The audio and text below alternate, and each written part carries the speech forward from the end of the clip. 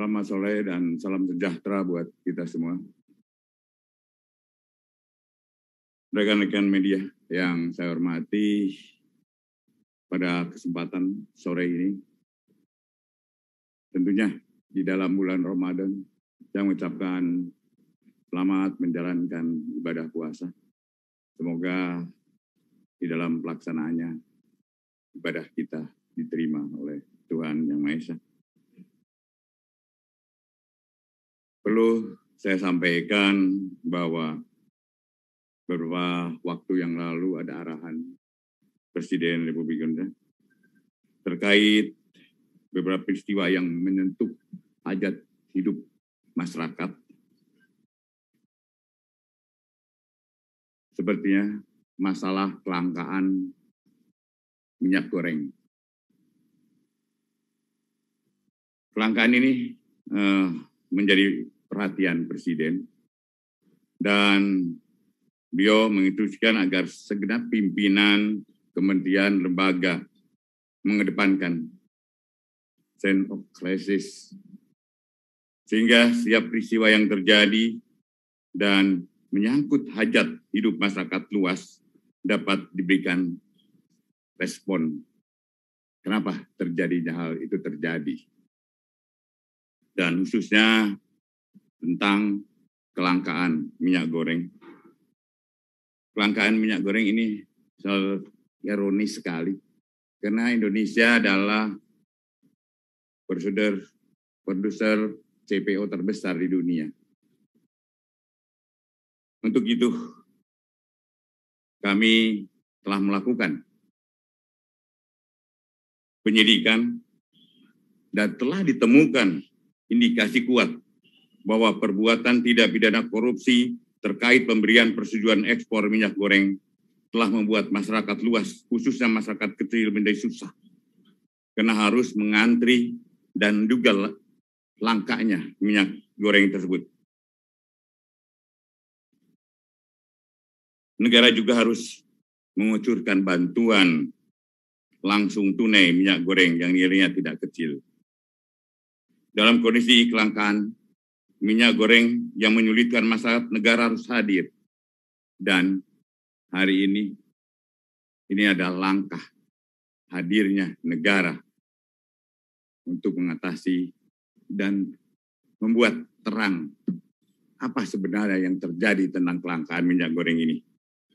Rekan-rekan media yang saya hormati, kami sampaikan bahwa saat ini tim penyidik Kejaksaan Agung sedang melakukan penyidikan perkara dugaan tindak pidana korupsi dalam pemberian fasilitas ekspor crude palm atau oil atau CPO dan turunannya pada bulan Januari 2021 sampai Maret 2022. Berdasarkan surat perintah Direktur Penyidikan Jaksa Agung Muda Tindak Pidana Khusus nomor PRIN 17-FD2-FD2-04-2020 tertanggal 4 April 2022. Pengungkapan perkara tersebut diawali dengan adanya peristiwa kelangkaan dan kenaikan harga minyak goreng di pasaran pada akhir tahun 2021. Atas peristiwa tersebut, pemerintah melalui Kementerian Keuangan dan atas peristiwa tersebut, pemerintah melalui Kementerian Perdagangan telah mengambil suatu kebijakan menetapkan DMO serta DPO bagi perusahaan yang ingin melaksanakan ekspor CPO dalam produk turunannya serta menetapkan harga eceran tertinggi minyak goreng sawit. Namun dalam pelaksanaannya, perusahaan eksportir tidak memenuhi DPO, namun tetap memberikan persetujuan ekspor. Atas perbuatan tersebut diindikasikan dapat menimbulkan kerugian keuangan negara atau perekonomian negara.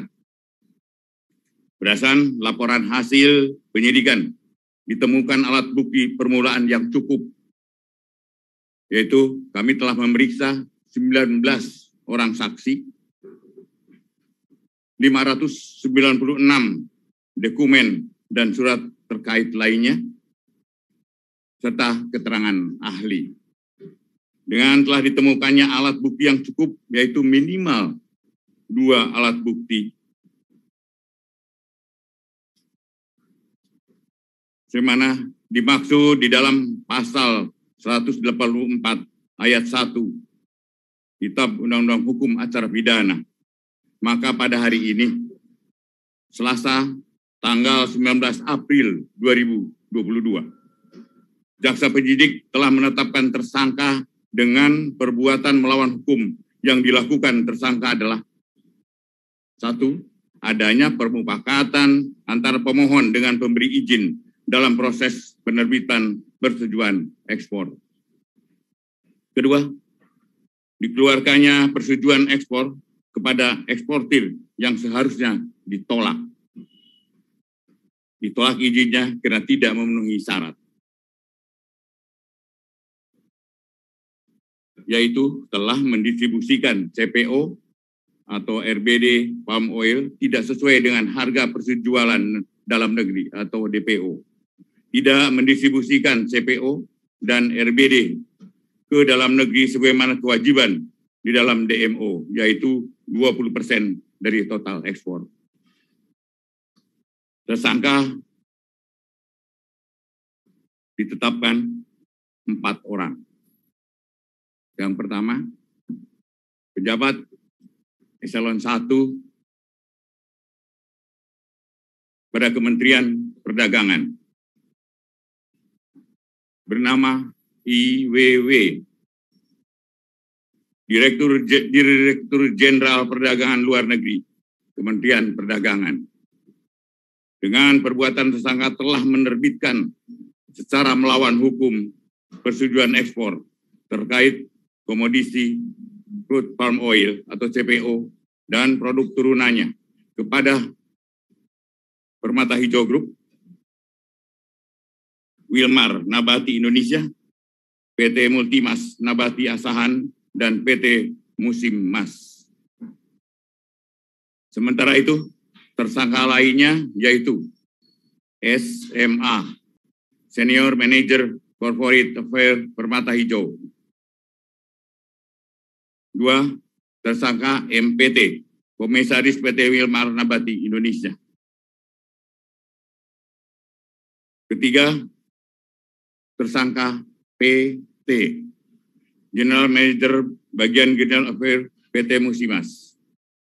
3 tersangka telah berkomunikasi secara intens dengan tersangka IWW, sehingga Permata Hijau Group, PT Wilmar Nabati, PT Multimas Nabati Asahan, PT Musimas untuk mendapatkan persetujuan ekspor.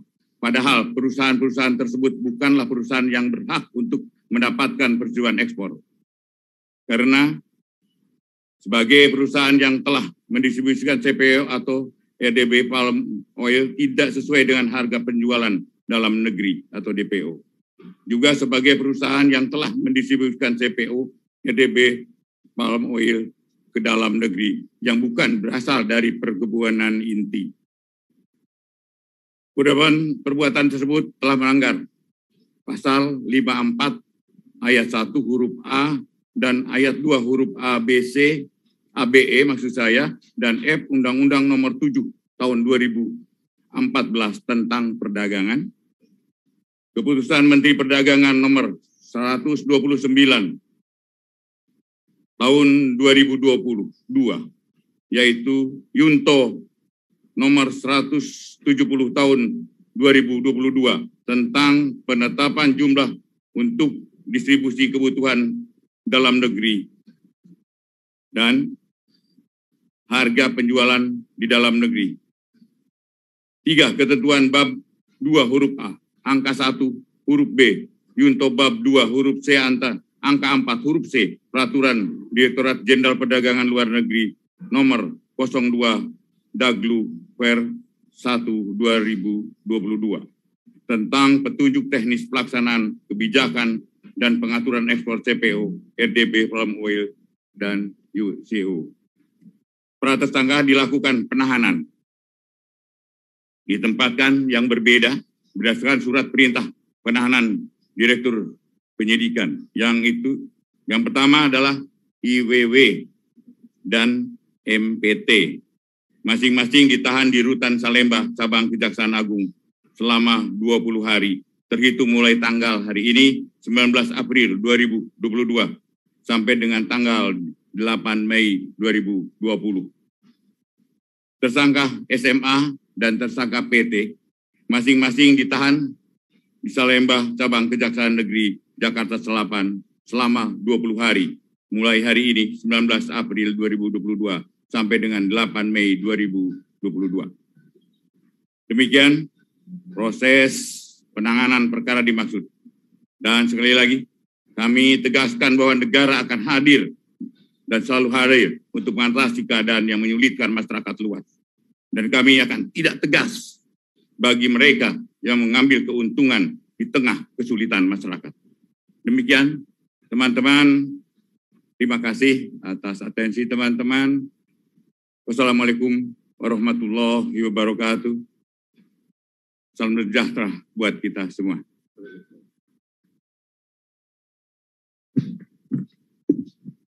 Pak, izin kami TV One ingin menanyakan berkaitan dengan hasil konferensi pers tadi yang disampaikan mengenai barbuk awalnya ini seperti apa saja, Pak? Kemudian yang kedua, apakah mafia migor ini sudah bermain sebelum adanya kelangkaan migor? Dan juga tadi kan disebutkan ada 3 perusahaan swasta. Sebenarnya kan perusahaan swasta yang berkaitan dengan migor ini kan banyak juga, Pak. Mungkin ada lagi dari perusahaan swasta lainnya?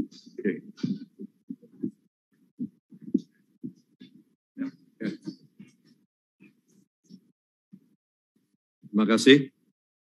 Jadi perlu dijelaskan bahwa ini terjadi kelangkaan minyak goreng tersebut. Ini kita teliti ya. Teliti dari beberapa kebijakan yang telah dikeluarkan oleh pemerintah.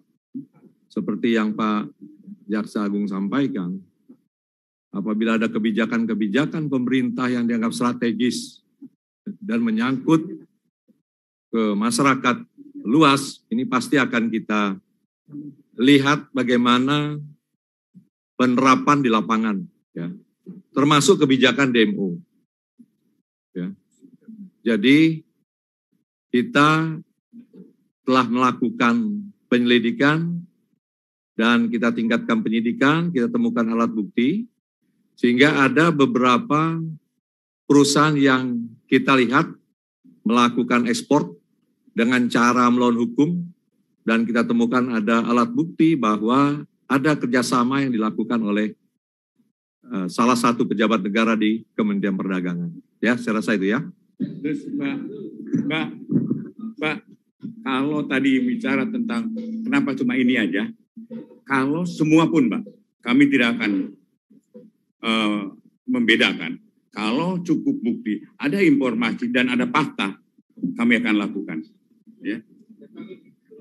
Izin Pak. Izin Pak, saya ingin bertanya, bagaimana apabila yang terlibat dalam penanganan perkara ini sampai ke level menteri? Apakah Kejaksaan akan tetap berkomitmen untuk menyelesaikan perkara tersebut? Mbak, bagi kami, siapapun, menteri pun, kalau cukup bukti, ada fakta, kami akan lakukan itu.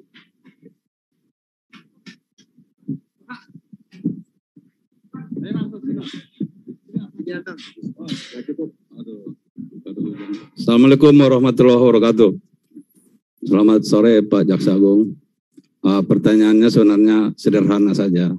Kalau saya mencermati tadi penjelasan dari Pak Jaksa Agung, ini kan menyangkut kebijakan ekspor. Tentu tidak mungkin, barangkali menurut saya Pak Menteri tidak mengetahui itu. Pasti dirapatkan oleh Dirjen yang sudah jadi tersangka. Pertanyaannya, apakah Pak Menteri ini sudah dimintai keterangan oleh penyidik sehingga terang benderang perkara ini?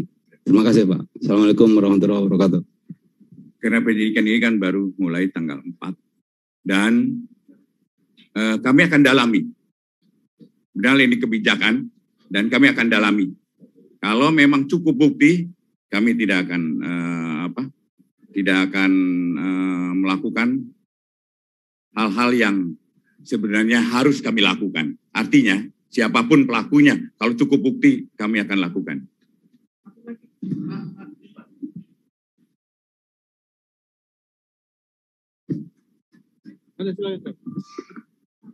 Oke, Pak. Izin Pak, Cindy dari Kompas TV. Kan ini ada dugaan tindak pidana korupsi dan juga gratifikasi, Pak. Apakah sudah ada angka berapa dugaan gratifikasi yang diterima? Kemudian juga adakah kerugian negara yang sudah dihitung, Pak? Terima kasih.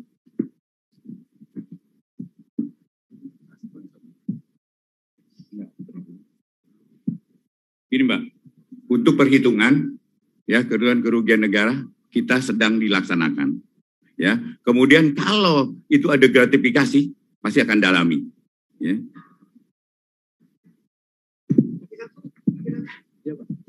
Ya, Assalamualaikum warahmatullahi wabarakatuh Pak. Izin Pak, saya Alan dari Fajar Indonesia. Pertanyaan pertamanya terkait dengan kerugian negara. Kalau kita lihat kan ini dampaknya seluruh Indonesia Pak. Otomatis sangat besar gitu loh Pak untuk kerugian negara. Ada tidak arah dari Kejaksaan Agung, dari tim penyidik itu untuk meminta pertanggungjawaban terhadap korporasi Pak? Untuk mengantisipasi jika para terdakwa nantinya tidak bisa mengembalikan kerugian negara. Kan ini sudah pernah dilakukan ketika kasus Indosat gitu Pak. Ya, terima kasih Pak. Baik, yang pertama kita akan mengarahkannya adalah ke perekonomian negara. Jadi, terus kemudian untuk korporasi sangat mungkin itu, sangat mungkin untuk korporasi. Dan kami sudah perintahkan pada Jampisus, pada Dirdik untuk lakukan itu.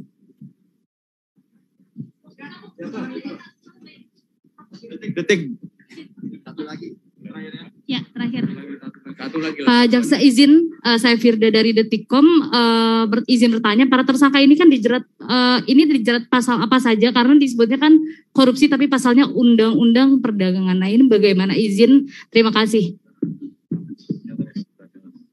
Jadi undang-undang untuk sarana melawan hukumnya aja Mbak. Ya, nanti kita akan mungkin gini, kita bukan press release kita bukan hari ini aja. Kami akan segera dalami ini dan saya juga akan minta pada Dirdik, pada Jampisus, waktu harus segera. Kita mungkin tidak hal-hal yang biasa. Saya akan lakukan penanganan ini yang luar biasa karena memerlukan kecepatan. Makanya hari ini kita tetapkan tersangka, hari ini kita tahan. Artinya kita memang sangat memerlukan kecepatan.